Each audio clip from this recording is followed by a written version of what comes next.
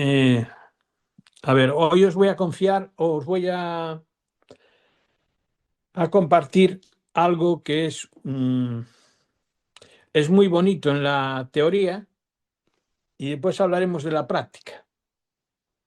El título es La confianza en Dios. Y el texto que vamos a usar será el Salmo 125, versículos 1 y 2, que dicen así: Los que confían en el Señor son como el monte Sión, que no se mueve, sino que permanece para siempre. Como Jerusalén tiene montes alrededor de ella, así el Señor está alrededor de su pueblo, desde ahora y para siempre. Amén. Bueno, estos dos versículos tienen dos trozos, dos ideas, dos partes, como lo queramos llamar. El primero es un llamado a la confianza en Dios. Y esta primera parte contiene una invitación a confiar en el Señor en todo momento, sin importar la adversidad que se presente. Y esto está en el versículo 1 y en la parte primera. Es los que confían en el Señor. Yo apunté aquí dos cosas sobre lo que significa confiar en el Señor. Primera, significa poner nuestra fe y esperanza en Él. Y significa también aceptar que Él tiene el control sobre todas las cosas y que a pesar de lo que pueda ocurrir, tenemos la seguridad de que todo lo que nos pase será para nuestro bien. Hasta aquí la teoría muy buena, ¿verdad? Y después la segunda parte sería ya la parte segunda del versículo 1 y el versículo 2. Y esta nos enseña lo que ocurre cuando confiamos en Dios. Ocurre que Él nos sostendrá y nos ayudará a superar cualquier obstáculo. Nos brinda la motivación y la inspiración para no desfallecer, incluso en los momentos más difíciles. Se compara en estos versículos a los que confían en el Señor como el monte Sión, que representa fortaleza, fidelidad y estabilidad. ¿Qué fue lo que puse yo aquí? Y este es un recordatorio de que Dios es nuestro refugio y fortaleza. Amén. En tiempos de dificultad y que aquellos que confían en Él no serán movidos. Al confiar en Dios podemos enfrentar los desafíos de la vida con fe y con esperanza, seguros de que su amor y su gracia nunca nos abandonarán. Concluyendo esta reflexión, si nuestra fe está en Jesucristo, estaremos seguros y a salvo. Y seremos como el monte Sión, no nos moveremos.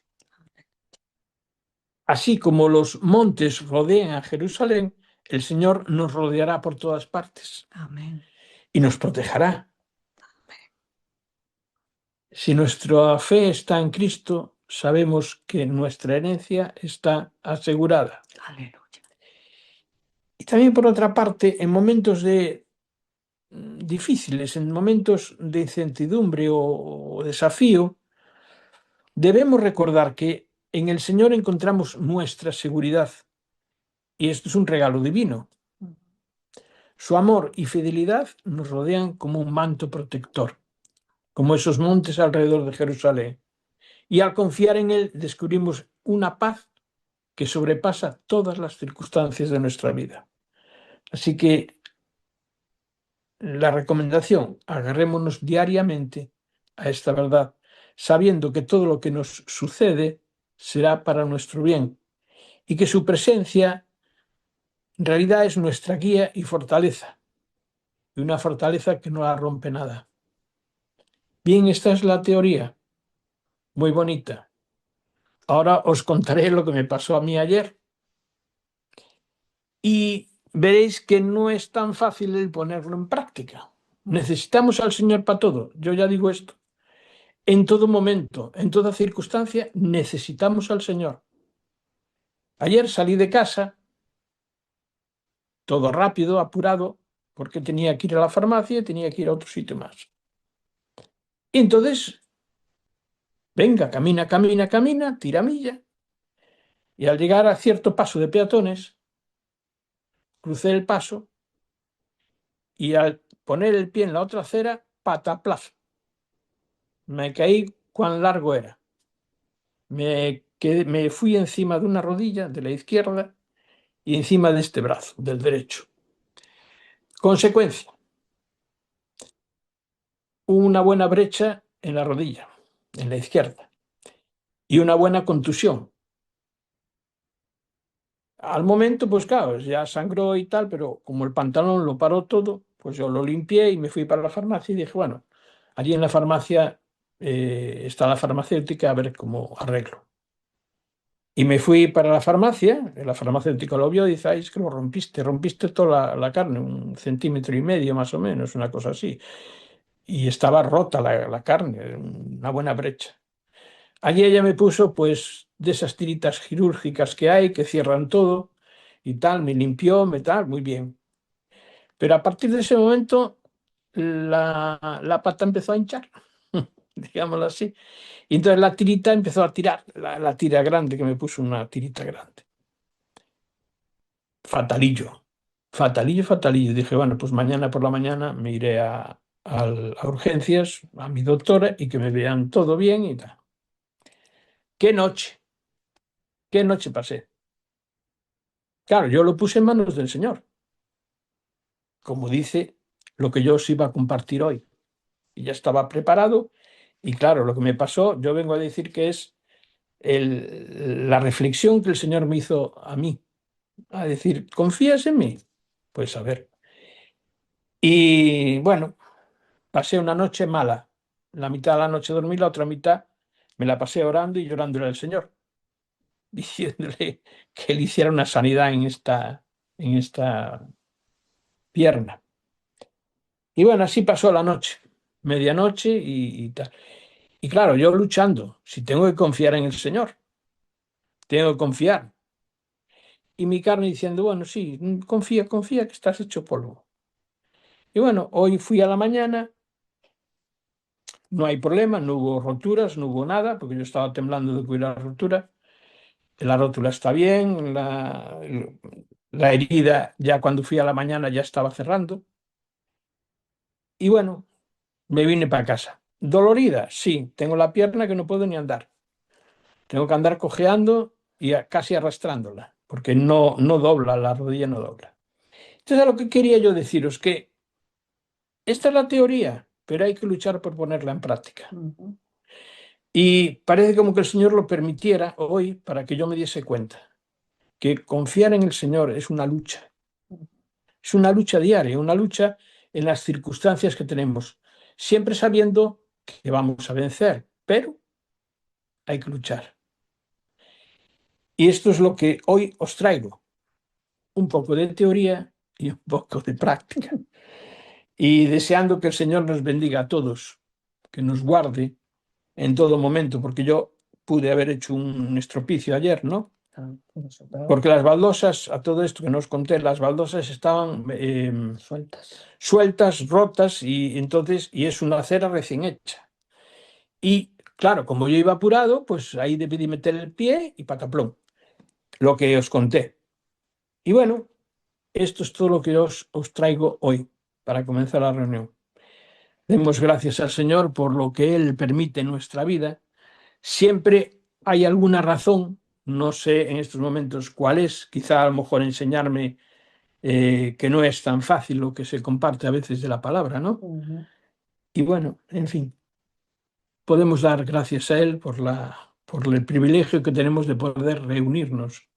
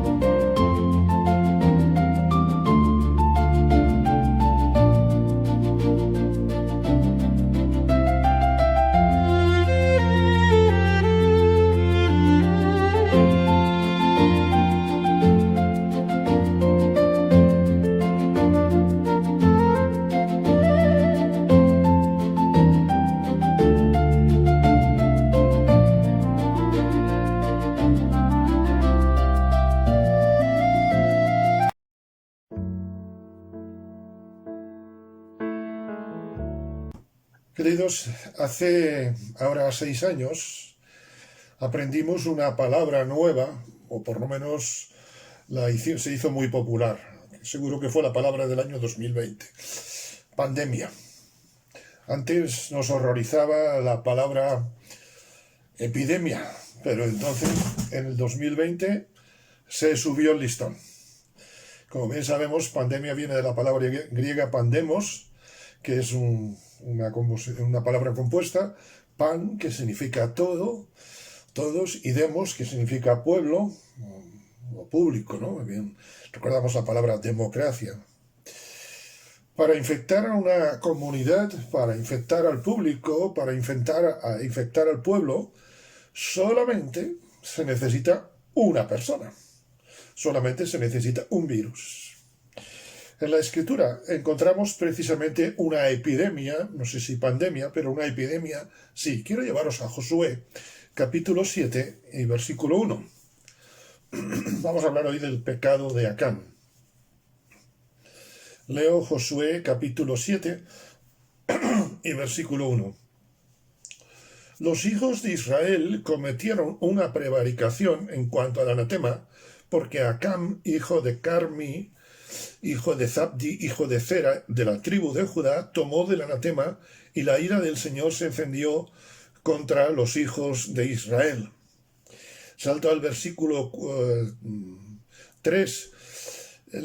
Volviendo a Josué, los espías que habían ido a ver Ai dijeron: no suba todo el pueblo, sino suban como 2 o 3 mil hombres y tomarán a Ai. No fatigues a todo el pueblo yendo allí, porque son pocos. Y subieron del pueblo como 3 mil hombres, los cuales huyeron delante de los de Ai. Y los de Ai mataron de ellos a unos 36 hombres y los siguieron desde la puerta hasta Sebarim y los derrotaron, y es muy interesante, y no vamos a detenernos en esto, los derrotaron en la bajada.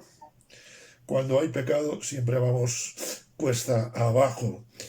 Los derrotaron en la bajada, por lo cual el corazón del pueblo desfalleció y vino a ser como agua. Josué entonces rompió sus vestidos y se postró en tierra sobre su rostro delante del arca del Señor, hasta caer la tarde él y los ancianos, y echaron polvo sobre sus cabezas. Pasamos al versículo 13.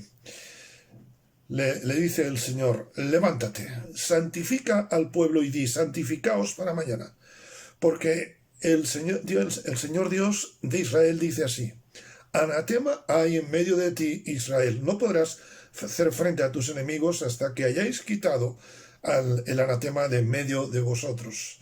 Versículo 19. Josué dijo a Acán: hijo mío. Y es muy bueno, muy hermosa frente cómo estaría el corazón de Josué, pero cuando se enfrenta a Acán, o cuando enfrenta a Acán, lo trata como hijo mío. Qué bueno, creo que es un manual de pedagogía de cómo tratar a otros aun cuando han hecho daño, ¿verdad?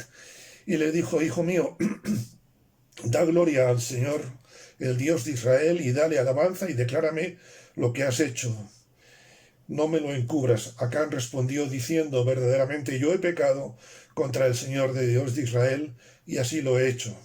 Pues vi entre los despojos un manto babilónico muy bueno, y 200 siclos de plata, y un lingote de oro de peso de 50 siclos, lo cual codicié y tomé.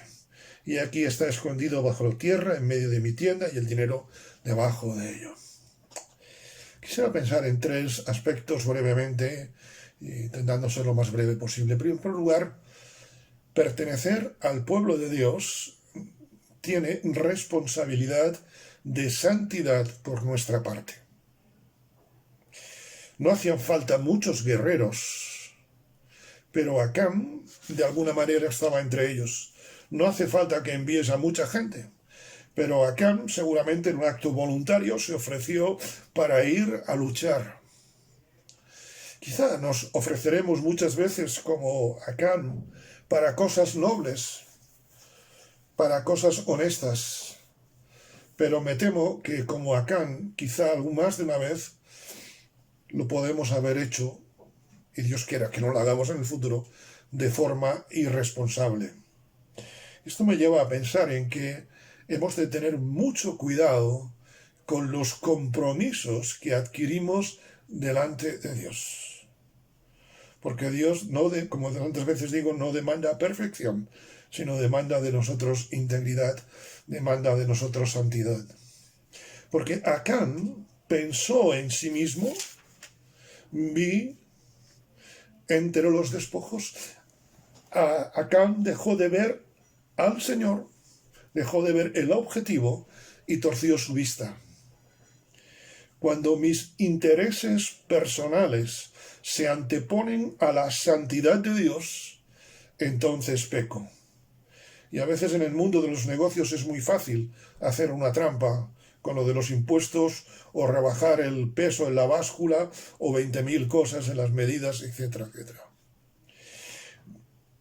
Acán, humanamente hablando, no estaba haciendo nada malo. De hecho, tomar del enemigo las posesiones es una ley de guerra. Me gusta mucho seguir, sobre todo, la historia de algunas guerras y estoy últimamente mucho con la Primera y la Segunda Guerra Mundial. Y una cosa de lo que hacían siempre, aún el otro día estaba escuchándolo, era cuando se mataba a un soldado enemigo, se le quitaba lo que podía servir al otro, ¿no? Pero la norma de un hijo de Dios, queridos hermanos, es diferente. Somos nuevas criaturas para todo, incluso para las cosas más domésticas, como decía hace un instante, para los negocios, para los impuestos. Yo no sé a vosotros, creo que a nadie nos gusta pagar impuestos, ¿verdad? O si hay alguno que le guste pagar impuestos, pues bueno, a lo mejor es una cuestión muy personal, ¿no? Pero yo creo que a nadie nos gusta. Y a veces podemos estar tentados, pero somos nuevas criaturas y tenemos nuevas aspiraciones. En segundo lugar, dice el versículo 1, fijaros cómo empieza. Los hijos de Dios cometieron una prevaricación. Espérate, si empiezas a leer el resto del capítulo, dices, oye, que aquí todos, es que de hecho nadie se enteró, nada más que Acán, y yo no sé si su familia, ahí también tengo mis dudas, posiblemente sí, pero a posteriori. Los hijos de Israel cometieron una prevaricación porque Acán tomó del anatema. ¿Recordáis? Al principio os decía una epidemia. Todos estaban sanos, pero uno infectado. El ejemplo de la manzana podrida dentro del frutero es elocuente, ¿verdad? Tienes 20 kilos de manzanas sanas, hermosas, pero como tengas una manzana podrida, en pocos días la manzana podrida queda sana. No, quedan todas podridas, ¿verdad? Un solo infectado, todo el pueblo afectado. Desde luego que creo que, permitidme la expresión, Acán es el paradigma, es el modelo, es el modelo de un contagiador de epidemias. Solamente uno fue el que tomó del anatema. ¿Anatema qué es? Me busqué la palabra anatema en el diccionario porque a veces la tenemos muy manida. Es alguien fuera de comunión. Cuidado cuando recordáis lo que dice el apóstol Pablo después. No os unáis en yugo desigual con los infieles. No os unáis en yugo desigual con el anatema. Una palabra sinónima en el diccionario de la RAE de anatema es maldición. Y es esto, y aunque puede parecer fuerte, pero los que no tienen a Cristo están malditos. Nosotros estamos benditos, ¿sí o no? Estamos benditos de conocer al Señor. Y el que no tiene al Señor no tiene esa bendición. Y queridos hermanos, no acusemos a Acán, porque qué fácil es caer en las tentaciones del enemigo. Qué fácil es caer en lo socialmente aceptable. Qué fácil es caer en las leyes de la guerra y no en las leyes de la victoria, que era lo que Dios quería ver que para ellos. Acán prefirió la ley de la guerra y no la ley de la victoria y salió, permitidme, con la ley de la derrota. Recuerda Antonio nos compartía al principio. Yo estoy seguro que a Antonio hoy le duele hasta el último pelo, ¿sí o no? ¿Verdad que sí? Porque hay una parte del cuerpo que está infectada, valga la expresión. Hay una parte del cuerpo que está dolida.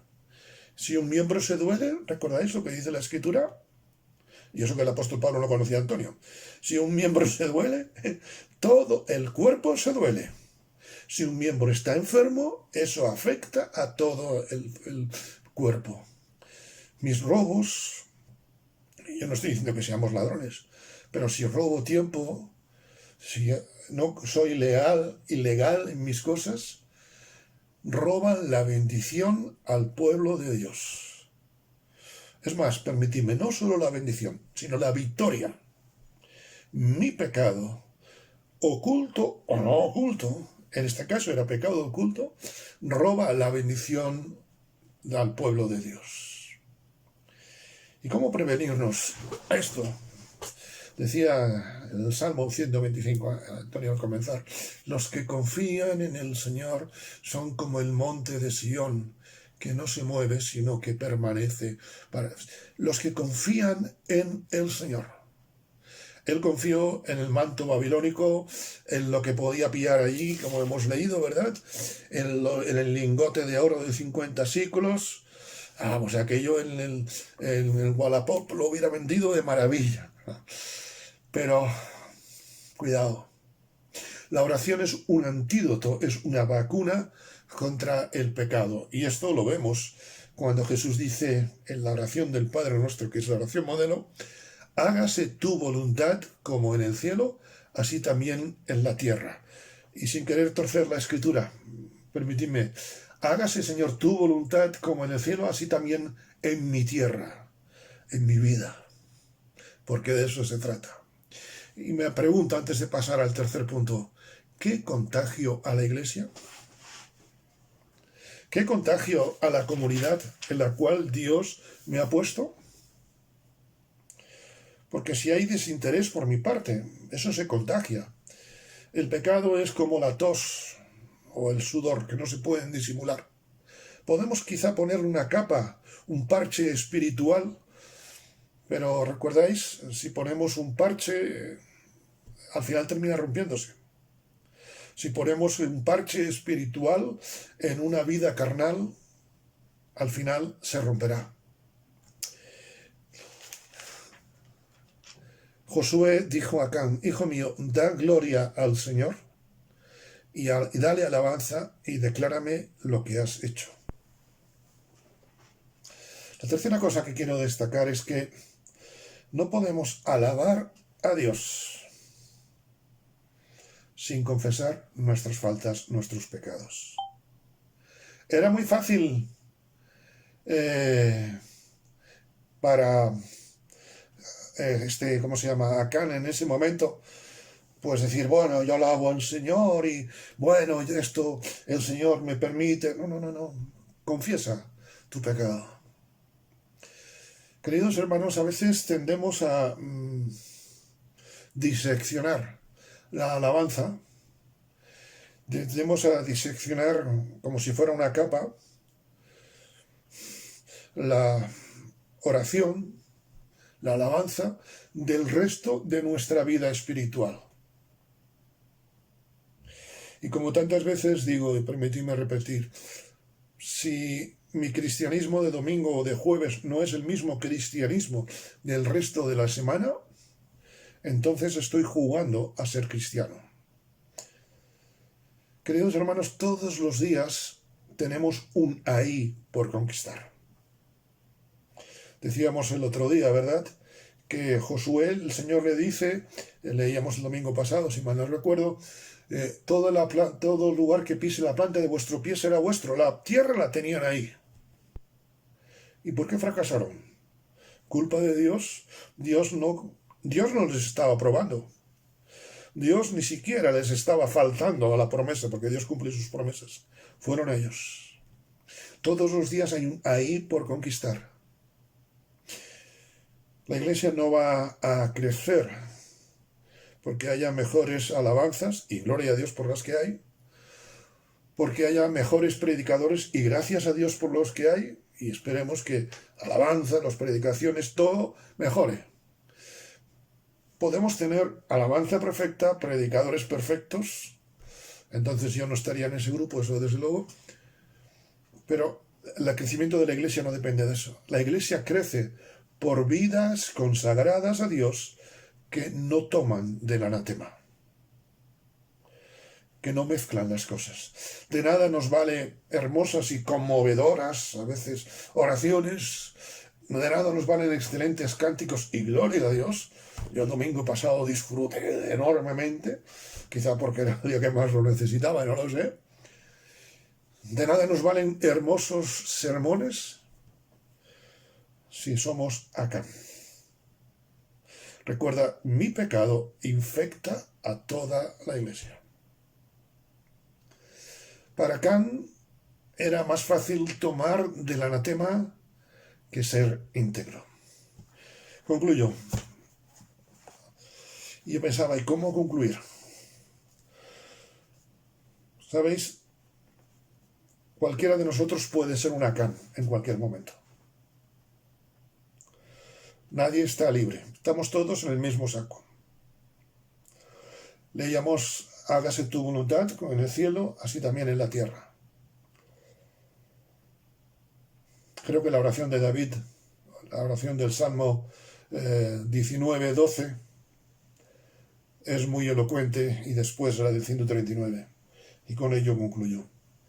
En el Salmo 19:12 leemos, ¿quién podrá entender sus propios errores?